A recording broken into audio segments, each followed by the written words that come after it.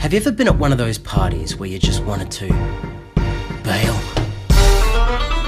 There you go, mate. Right one, two, three. Sound like a radio. Here are 3 tips on how to smoke bomb a party. Tip 1. Fake a phone call. Ah, I gotta take this call, mate, sorry.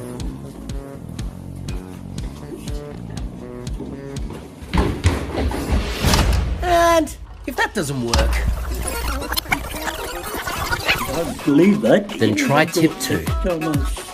Fake an emergency. Someone's having a heart attack! Oh, no, I'm not.